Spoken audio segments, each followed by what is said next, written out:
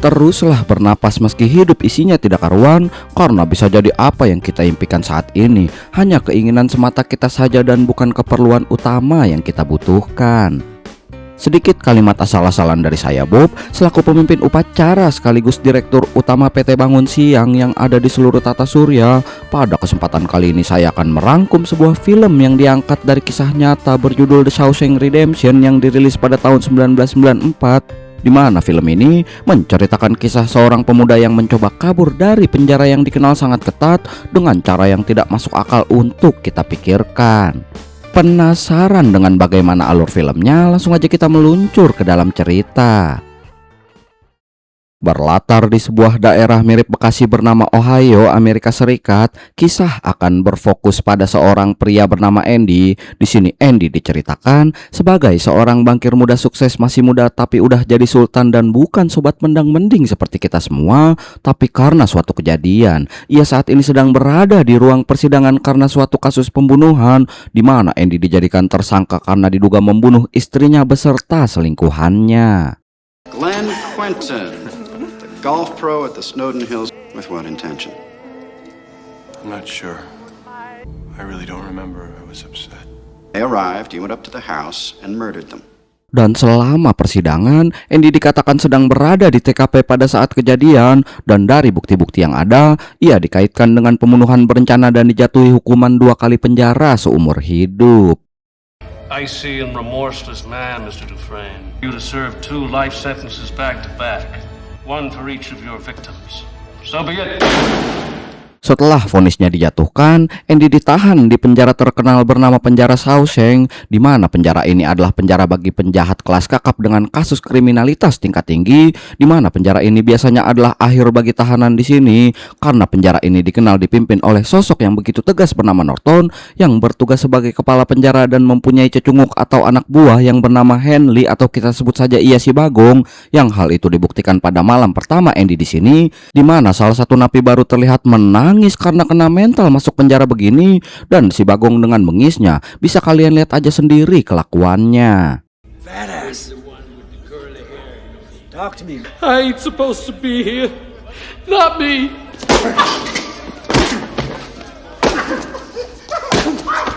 All the trustees take that tub of shit down to the infirmary. Tak lama kemudian kita diperkenalkan oleh salah satu tahanan lainnya di sini yang bernama Red, yang merupakan salah satu tahanan seumur hidup di penjara ini dan sudah berada di sini selama 20 tahun. Dan berdasarkan rumor yang ada, Red dikenal sebagai pria ajaib yang mampu membawakan barang apapun, mau itu besi, plastik, dapur, atau MBG sekalipun akan ia bawakan asal harganya cincai, di mana Red terkenal di kalangan para tahanan sebagai penyelundup barang-barang dari luar dengan menggunakan koneksi ke beberapa pekerja di penjara ini. I'm the guy who can get it for you. Cigarettes, a bottle of brandy to celebrate your kid's high school graduation. Damn near it. Setelah beberapa hari di penjara, Andy mulai mendengar kabar tentang Red yang membuatnya mendatanginya. Di sini Andy terlihat datang kepada Red untuk meminta sebuah barang berupa palu kecil untuk memahat, tapi Red langsung menolak permintaan Andy karena bisa saja alat itu digunakan untuk melukai orang lain atau menggali terowongan. Namun Andy mengatakan kalau Red akan mengerti ketika melihat palu yang diinginkannya seperti apa. I wonder if you might get me a rock hammer. What? Rock hammer is about 6 or 7 inches long. Well, if there's any trouble, I won't use the rock hammer. You'll understand when you see the rock hammer. Setelah barangnya datang, Red akhirnya mengirim barang pesanannya Andy. Barang itu kemudian diantarkan melalui tahanan bernama Brooks yang bertugas sebagai pustakawan, di mana Brooks berkeliling ke beberapa sel untuk menawarkan buku-buku, dan itu ia gunakan sebagai alat untuk mengirim barang kepada para napi di penjara ini. And it was right. It will take a man about 600 years to tunnel under the... Pada bulan-bulan pertama di penjara ini, Andy ditugaskan bekerja di gudang. Andy yang pendiam pun menjadi incaran para homoseksual di Shawshank karena perawakannya. Mereka dikenal dengan nama The Sister dan dipimpin oleh napi bernama Box. Seringkali ketika waktu kerja di gudang belakang, Andy harus mempertahankan dirinya dari serangan mereka. Tak jarang juga wajahnya selalu dipenuhi dengan memar karena menolak ajakan mereka.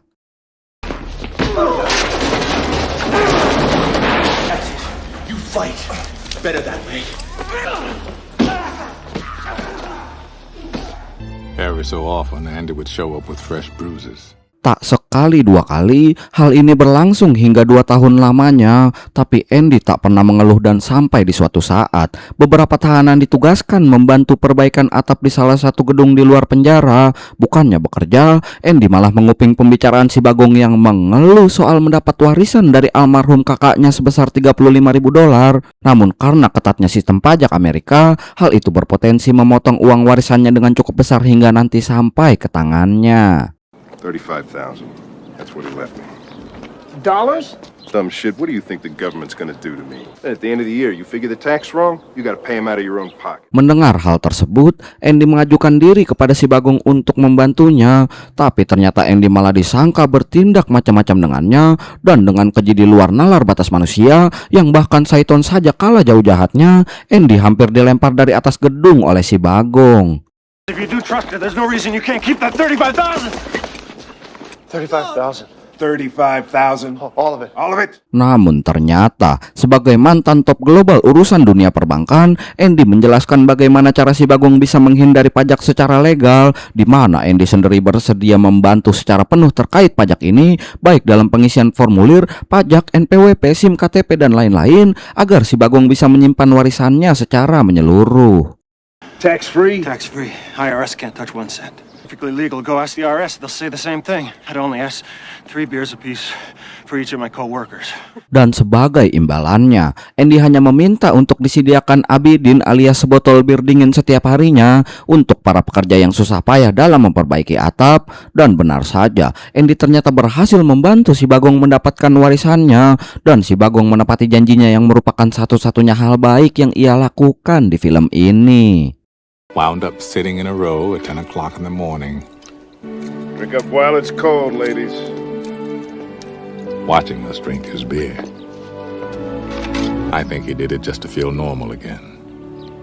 If only for... Karena kejadian itu, Red mulai tertarik dengan Andy, bukan sebagai homo tapi sebagai orang yang unik di penjara ini karena udah bisa menyediakan Abidin sebelumnya. Hingga di suatu hari, Andy menghampiri Red di sebuah layar tancap yang ada di penjara, dan Andy meminta bantuan kepadanya untuk sebuah barang lainnya.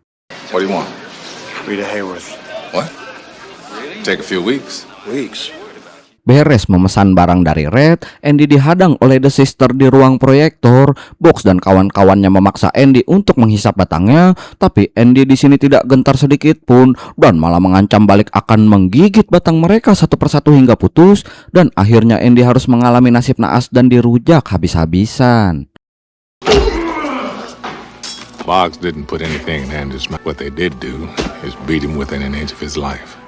Atas perbuatannya, Box dimasukkan ke sebuah sel khusus berukuran kecil tanpa cahaya selama sebulan sebagai hukuman, yang menurut saya masih kurang karena si bego yang satu ini menyimpang tidak karuan dan wajib diamankan warga untuk mendapatkan salam olahraga yang lebih layak. We can hold. Time's up, Boggs.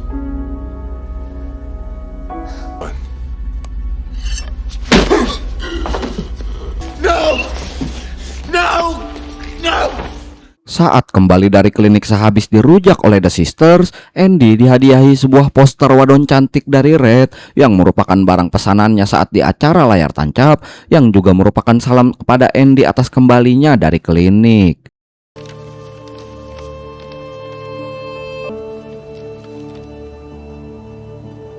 Beberapa hari kemudian, berdasarkan perintah Norton, Andy dipindah tugaskan menjadi penjaga perpustakaan. Namun terlihat dengan jelas ruangan perpustakaan di sana sangat tidak terawat karena selama ini hanya ada Brooke sendirian yang mengurus semua buku-buku di penjara ini.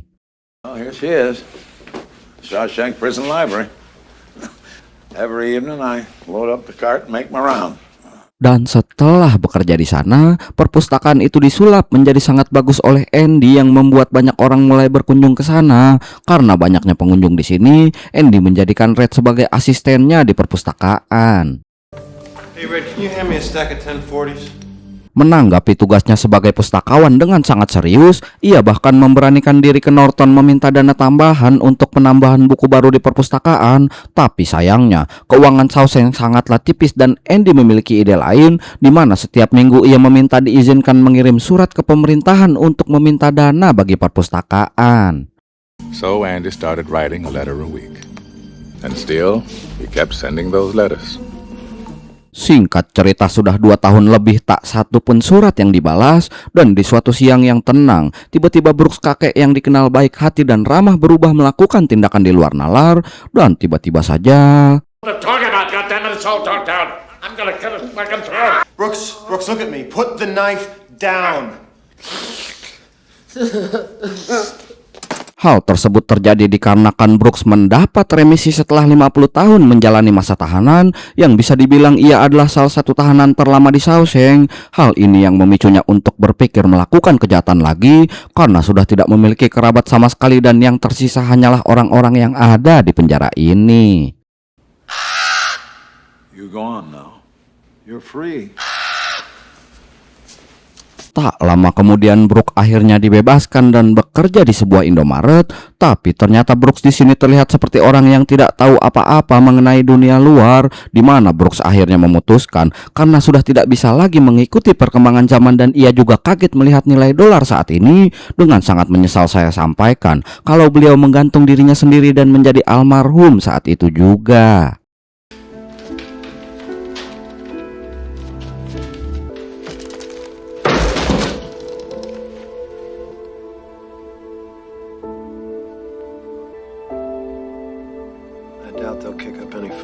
Setelah beberapa tahun berlalu, Andy tiba-tiba dipanggil karena ada banyak sekali paket kiriman barang berupa buku dan barang bekas, serta bantuan dalam membangun perpustakaan Shawshank plus cek uang senilai $200, karena selama 6 tahun tak henti-hentinya Andy mengirimkan surat, dan akhirnya terbayarkan sampai orang pemerintah pun berkata kepada Andy untuk berhenti mengirim surat lagi. Tapi bukan Andy namanya kalau tidak batu. Sejak hari itu ia malah mengirim 2 surat setiap harinya kepada pemerintah untuk bantuan perpustakaan. From now on, I'll write 2 letters a week instead of 1. Di antara semua barang bekas yang didapatnya, terdapat sebuah piring hitam yang menarik perhatiannya, di mana Andy segera memutar lagunya saat itu juga di ruang kepala penjara. Andy bahkan memutar lagunya di pengeras suara penjara, dan tiba-tiba saja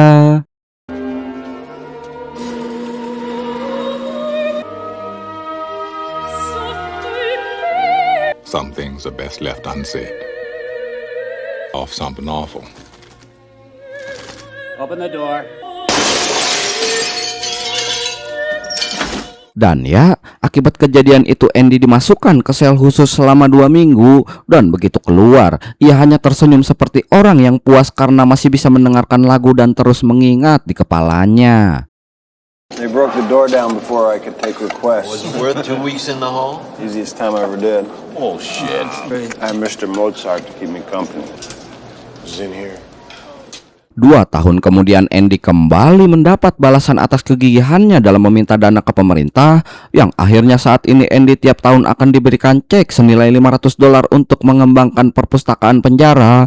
Andy memaksimalkan penggunaan dana dengan uang yang terbatas, dan kini perpustakaan yang tadinya seperti gudang menjadi perpustakaan penjara terbaik di seluruh Amerika, yang membuat para tahanan pun mulai niat untuk belajar melihat kegigihan yang dilakukan Andy.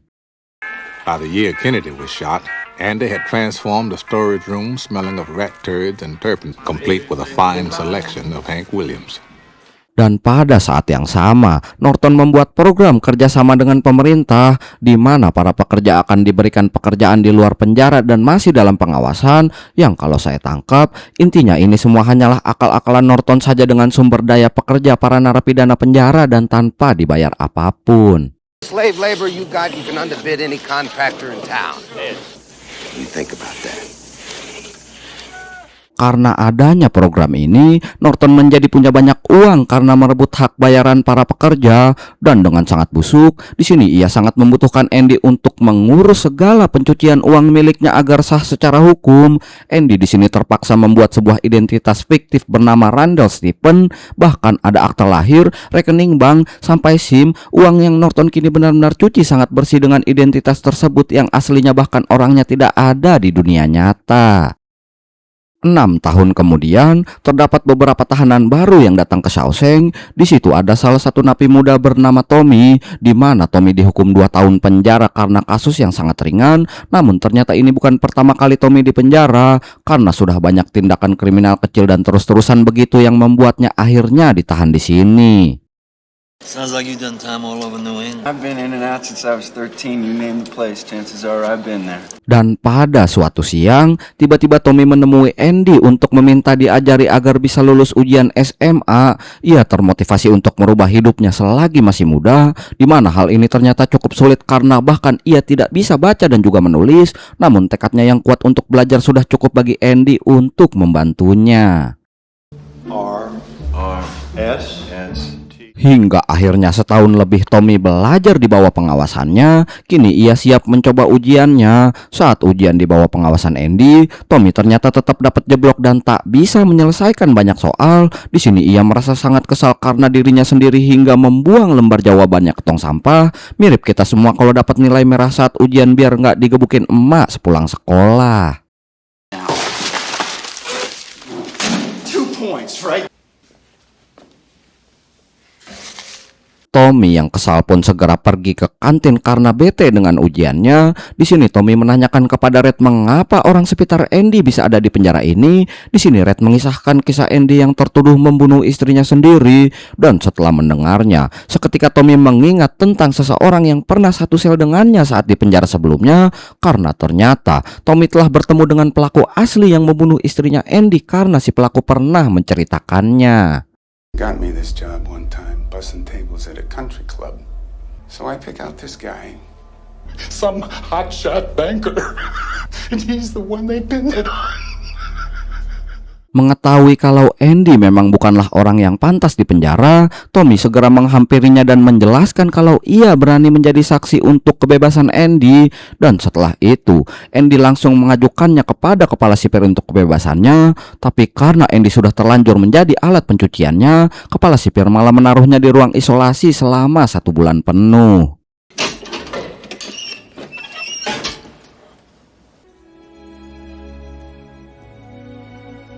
Selama Andy berada di ruang isolasi, Tommy terus belajar giat hingga akhirnya bisa lulus ujian. Mendengar kabar kelulusannya, kepala sipir memanggil Tommy untuk menemuinya, tapi bukan bertemu di kantor. Tommy malah dibawa keluar penjara dan di sana Norton menanyakan dengan sangat serius apakah yang ia sampaikan ke Andy adalah sebuah kebenaran. Dan apakah dirinya bersedia bersaksi di pengadilan dan diambil sumpahnya. Tak sedikit pun ragu Tommy rela melakukan apapun untuk membalas kebaikan Andy. Tapi tiba-tiba, Would you be willing to swear before a judge and jury? Just give me that chance.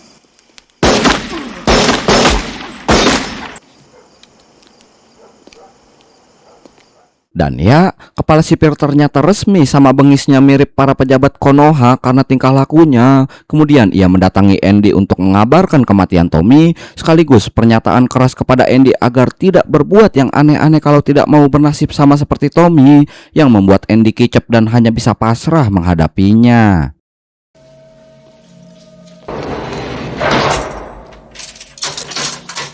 Setelah beres melewati siksaan ruang isolasi, Andy terlihat menjadi sosok yang murung sekaligus tertekan. Red yang melihat itu mencoba mendekatinya untuk sekedar menyemangati dengan kata-kata hari ini. Di sini mereka mulai curhat terkait dunia luar dan kebebasan jika mereka bisa keluar dari penjara ini. Namun karena Red sudah 30 tahun lebih di penjara ini, ia merasa kalau Shawshank adalah rumahnya dan menyuruh Andy untuk melupakan dunia luar. I don't think I could make it on the outside, Andy. I've been in here most of my life. Andy di sini terlihat seperti orang yang sudah putus asa dan akan bunuh diri, di mana Andy mengatakan kalau Red bisa keluar dari penjara suatu saat nanti. Andy menyuruhnya untuk pergi ke suatu tempat di Boston di tengah ladang jagung, di mana di situ terdapat sebuah pohon ek dan di dekatnya terdapat bebatuan yang sudah ditandai di bawahnya dan terkubur sesuatu seperti rahasia di dalam sana. If you ever get out of here, do me a favor. Sure, Andy. Anything. There's a big hayfield up near Buxton. You know where Buxton is? The big oak tree at the north end. Promise me, Red. I'll have to pry it up. To see. Andy di sini juga mengatakan kalau Red harus berjanji untuk mengambil benda yang terkubur di sana, dan Red sebagai sohibnya mengatakan akan menepati janjinya jika ia berhasil keluar. Dan tanpa sepatah kata lagi, Andy langsung pergi dari sana meninggalkan Red dengan tampang mengkhawatirkan. Red kemudian menceritakan hal ini kepada semua temannya, di mana para sahabatnya mulai khawatir dengan kondisi Andy yang tak seperti biasanya. Bahkan mereka semakin khawatir Andy akan berencana untuk bunuh diri karena tidak bisa menerima kenyataan akan pembunuh asli istrinya, dan malah ia yang ditangkap di sini seumur hidup. Dan salah satu temannya mengatakan kalau tadi pagi itu Andy sempat memesan sebuah tali sepanjang 6 meter dari gudang, yang membuat mereka semakin yakin kalau Andy berpotensi untuk gantung diri nanti malam. Andy come down to the loading dock today. He asked me for a length of rope, 6 feet long.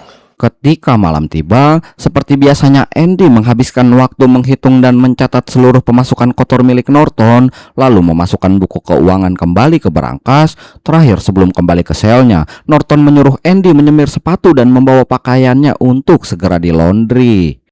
Get my stuff down to the laundry and shine my shoes.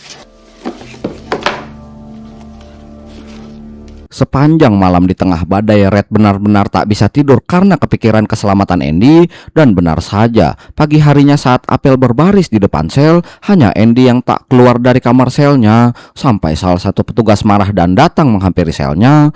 Tapi tiba-tiba, Damn it, Dufresne, you're putting me behind! Oh, my holy God. What do you mean he just wasn't here? dan ya, sungguh sangat mengejutkan, Andy ternyata hilang secara misterius tanpa jejak seperti menguap. Norton sangat kesal akan kejadian ini, bahkan sampai meminta penjaga menginterogasi khusus orang-orang terdekat Andy. Terlihat kalau Norton benar-benar naik pitam dan mulai kalang kabut, sehingga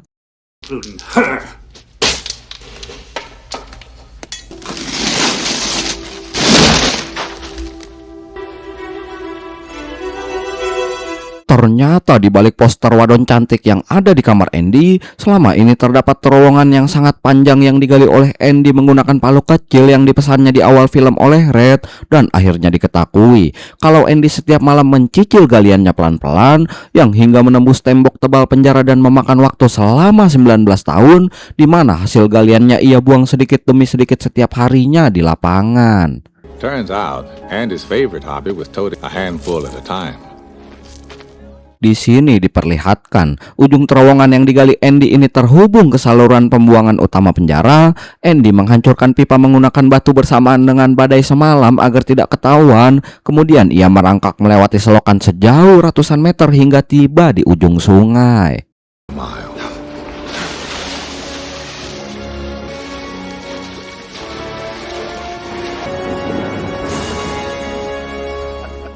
Dan terakhir ia mengirimkan paket berkas-berkas bukti pembunuhan, pencucian uang, dan korupsi ke salah satu koran terkenal. Dan tak butuh waktu lama, di hari yang sama saat koran menerbitkan berita Sauseng, kejaksaan datang ke sana dan si Bagong akhirnya ditahan atas pembunuhan. Norton sendiri membuka berangkas dan menemukan berkas-berkasnya hilang diganti dengan kitab Andy yang selama ini ternyata di dalamnya dipotong untuk menyimpan palu kecil.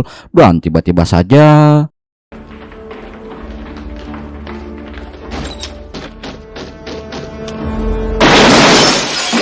setelah keluar dari penjara, Red mengingat janji yang ia buat dengan Andy, di mana seperti instruksi sahabatnya, tepat di dekat pohon ek di antara bebatuan, ada satu yang berbeda. Di bawahnya terdapat sebuah box besi, dan saat dibuka, terlihat beberapa uang dan surat dari Andy yang ternyata sudah menduga Red akan memenuhi janjinya dan mengajaknya ikut tinggal di kota yang pernah ia bicarakan saat di penjara.